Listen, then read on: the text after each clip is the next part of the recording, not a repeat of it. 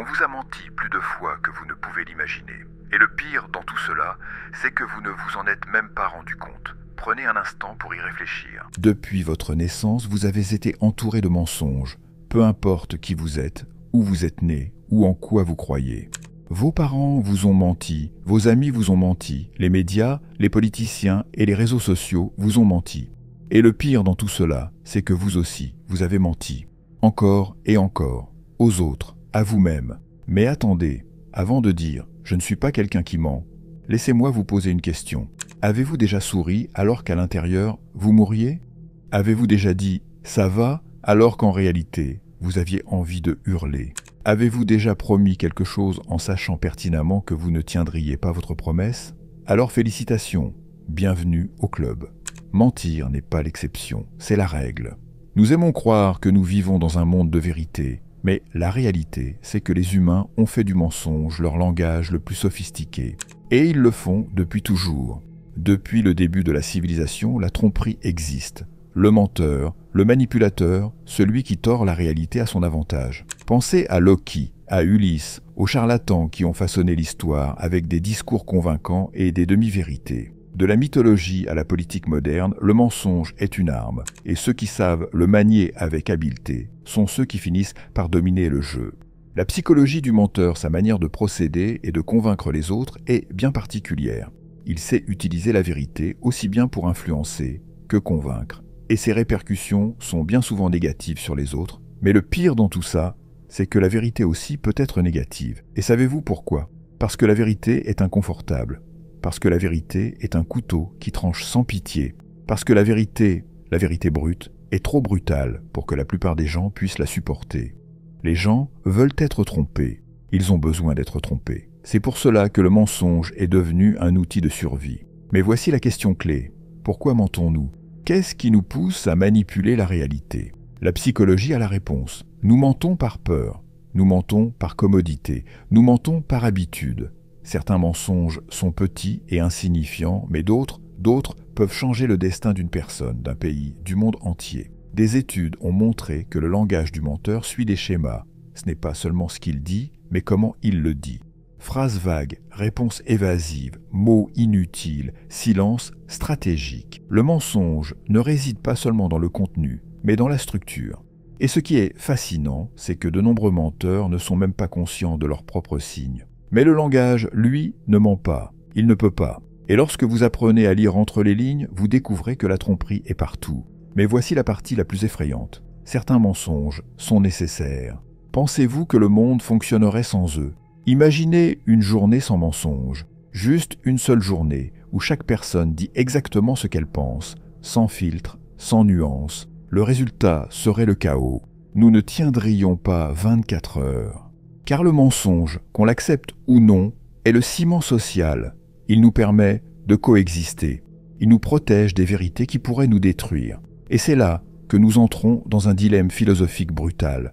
Le mensonge est-il toujours mauvais? Kant dirait que oui, qu'un mensonge, aussi petit soit-il, est une atteinte à la morale.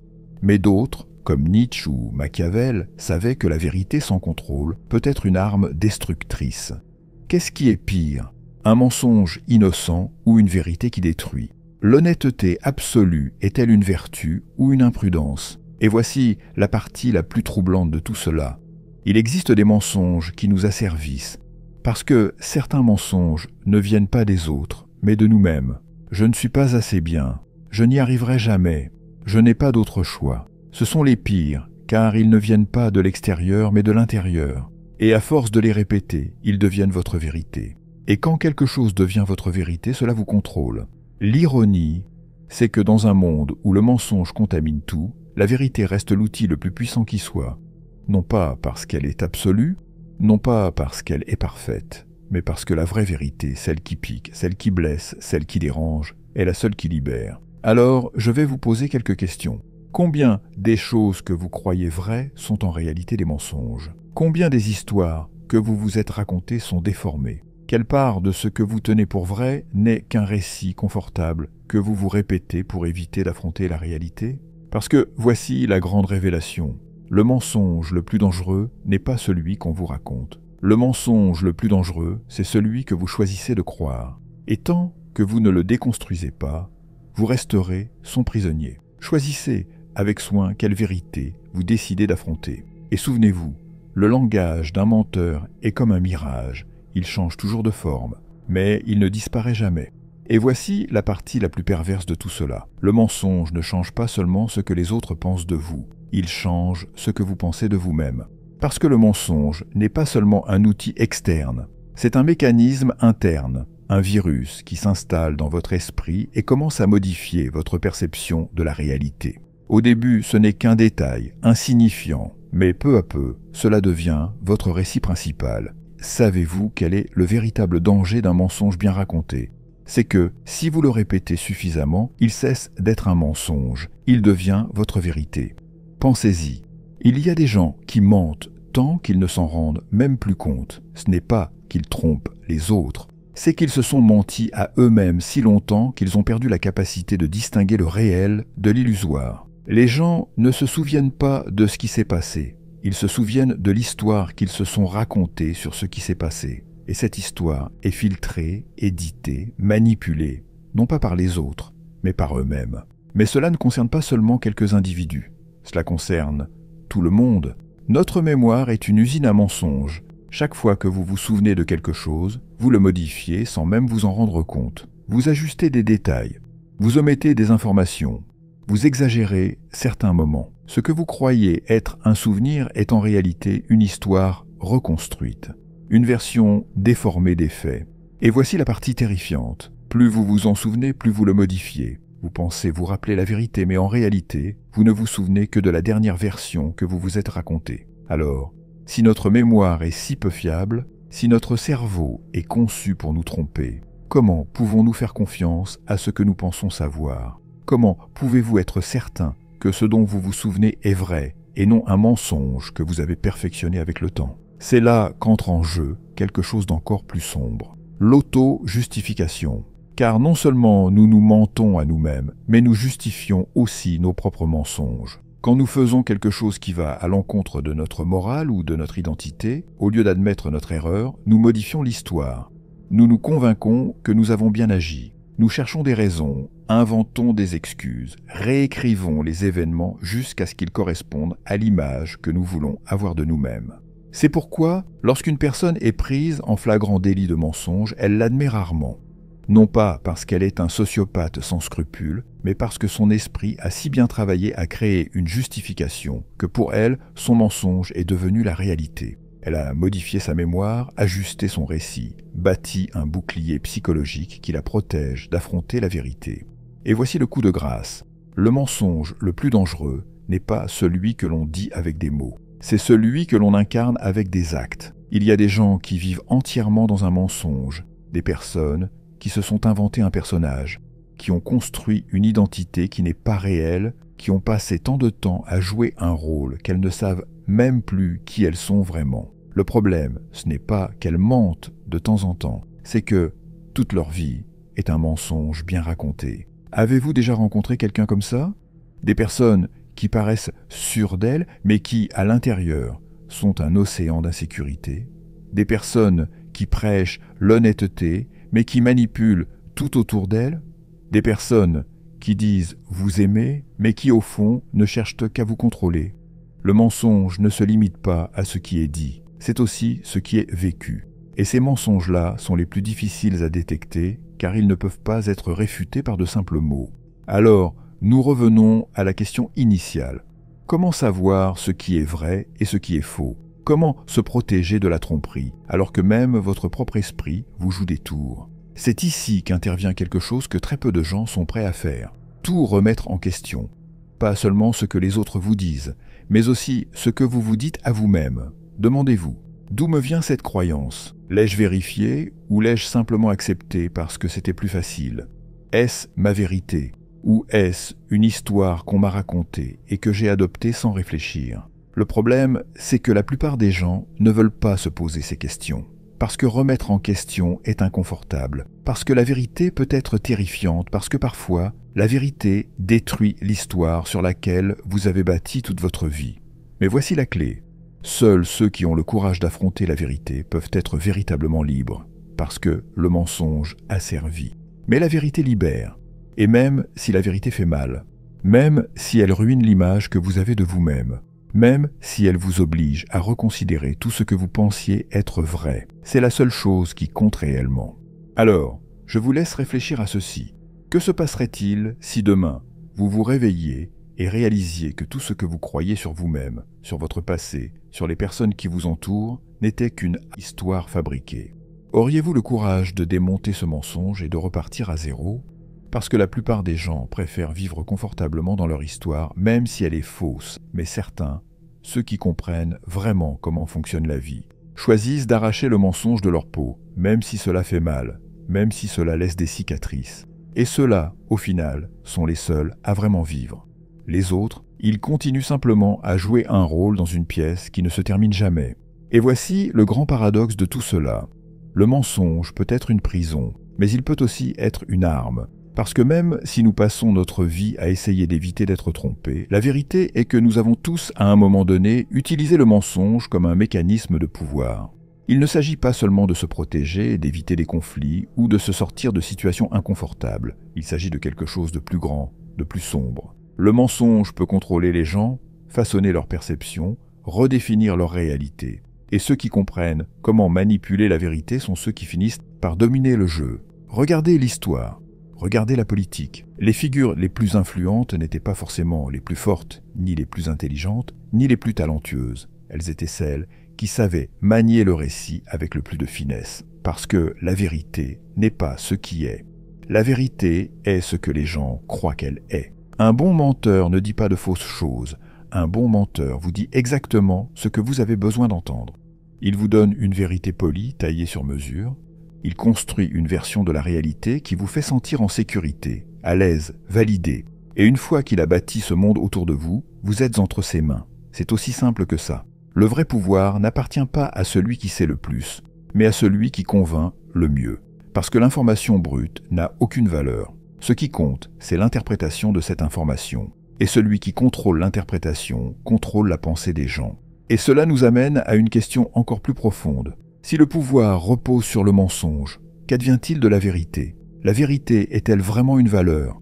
Ou est-elle juste un obstacle pour ceux qui veulent contrôler le monde? La réponse est inconfortable. La vérité dans sa forme la plus pure est inutile pour ceux qui veulent le pouvoir. Elle ne se vend pas, elle ne séduit pas, elle n'attire pas les foules. La vérité est brute, douloureuse, souvent insupportable. Et c'est pour cela que la plupart des gens préfèrent un mensonge bien raconté à une vérité difficile à avaler.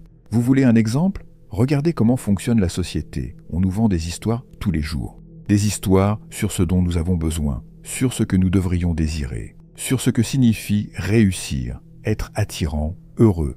Et le pire dans tout ça, c'est que la plupart des gens y croient, parce qu'il est plus facile d'accepter un récit séduisant que d'affronter l'incertitude de la réalité. Mais voici ce que peu de gens comprennent.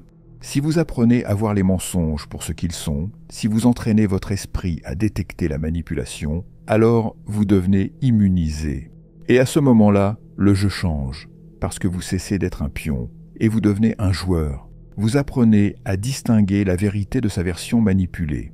Vous commencez à remarquer les schémas. Vous voyez les stratégies derrière les discours, les tactiques cachées dans les médias, les agendas dissimulés sous forme de divertissement. Et quand vous atteignez ce niveau, vous réalisez quelque chose de brutal. La plupart des gens ne pensent pas par eux-mêmes. Ils ne font que répéter ce qu'ils ont entendu. Ils adoptent simplement la version de la réalité qu'on leur a vendue. Alors, qu'est-ce que cela signifie pour vous? Que si vous voulez vraiment être libre, il ne suffit pas de rejeter les mensonges. Vous devez apprendre à les naviguer, à les comprendre, et à les utiliser si nécessaire, mais sans en être consumé. Parce que le mensonge, comme le feu, peut vous réchauffer ou vous brûler. Tout dépend de la manière dont vous le maniez. Mais cela nous mène à un dilemme encore plus profond. Si nous vivons dans un monde où le mensonge imprègne tout, si même nos propres souvenirs sont des constructions malléables, alors la vérité existe-t-elle vraiment? Ou pire encore, la vérité a-t-elle seulement de l'importance? Parce que vous pourriez passer votre vie à essayer de démêler le vrai du faux. Vous pourriez analyser chaque mot, chaque geste, chaque histoire à la recherche d'incohérence. Mais au bout du compte, ce qui détermine votre vie n'est pas la vérité objective, c'est l'histoire que vous choisissez de croire. Et c'est là que vient la décision la plus difficile. Allez-vous être un simple spectateur des mensonges ou un architecte de la vérité? Vous pouvez choisir de croire ce qu'on vous a raconté. Vous pouvez vivre dans une histoire écrite par d'autres, suivre des règles que vous n'avez jamais questionnées. Ou alors, vous pouvez briser le scénario, créer votre propre récit, construire votre propre vérité, une vérité qui ne soit pas un produit de la tromperie, mais le reflet de votre propre vision du monde. Parce qu'au final, il ne s'agit pas d'éviter les mensonges, il s'agit de savoir lesquels en valent la peine. Il s'agit de différencier les mensonges qui vous enchaînent de ceux qui vous font avancer, de ceux qui vous endorment, de ceux qui vous réveillent. Le pouvoir n'appartient pas à celui qui crie sa vérité le plus fort. Il appartient à celui qui sait quand parler et quand se taire, à celui qui sait quand exposer la réalité et quand laisser les autres se perdre dans leurs propres illusions. Et si vous êtes arrivé jusqu'ici, vous vous posez sûrement cette question. Comment savoir si tout ce que je viens de dire n'est pas lui aussi un mensonge? C'est la vraie question. Et la seule personne qui peut y répondre, c'est vous. Alors, nous arrivons au point final, à la question ultime. Si tout ce que nous savons est contaminé par le mensonge, si même notre mémoire est une construction que nous modifions sans le savoir, si la vérité est malléable, manipulable, interchangeable, que nous reste-t-il? Que signifie être authentique dans un monde où mentir c'est la norme? Peut-être que la réponse est plus simple qu'il n'y paraît. Peut-être que l'authenticité ne consiste pas à s'accrocher à une vérité absolue, mais à comprendre que la vérité, bien souvent, est un mirage. Que l'essentiel, ce n'est pas de vivre obsédé par ce qui est vrai ou faux, mais par ce qui vous rend vraiment libre. Et c'est là que tout se connecte. Car si le mensonge peut manipuler, il peut aussi être un outil pour quelque chose de plus grand. Tous les mensonges ne sont pas destructeurs. Certains construisent, certains protègent, certains peuvent même sauver des vies. Mais il y a une frontière fine entre utiliser le mensonge avec un but et se laisser consumer par lui. Le problème, c'est que la plupart des gens ne savent pas où se trouve cette frontière. Ils s'enfoncent si profondément dans leurs illusions qu'ils finissent par s'y perdre. Ils deviennent des personnages dans une histoire qu'ils n'ont jamais écrite. Ils jouent un rôle qu'ils n'ont jamais choisi. Et quand ils s'en rendent compte, il est trop tard. Alors, la vraie question n'est pas de savoir si on vous a menti ou si vous avez menti. La vraie question, c'est qu'est-ce que vous allez faire maintenant? Vous pouvez continuer à vous mentir, à répéter les mêmes histoires qui vous maintiennent prisonnier. Ou vous pouvez commencer à tout remettre en question. Pas pour devenir un paranoïaque obsédé par chaque tromperie, mais pour cesser d'en être la victime. Parce que quand vous apprenez à voir les mensonges pour ce qu'ils sont, quand vous arrêtez d'avaler chaque histoire qu'on vous raconte, quand vous décidez de reprendre le contrôle du récit dans lequel vous vivez, quelque chose change. Vous cessez d'être un spectateur et vous devenez l'auteur de votre propre histoire. Et ça, c'est ce qui différencie ceux qui se contentent d'exister de ceux qui vivent vraiment. Maintenant, dites-moi, quel est le plus grand mensonge que vous avez cru toute votre vie? Laissez-le dans les commentaires pour que tout le monde puisse en tirer une leçon. Et si ce n'est pas encore fait, abonnez-vous à la chaîne, car ici, on parle de ce que vous devez savoir et de choses qui peuvent changer votre vie. Rendez-vous dans la prochaine vidéo.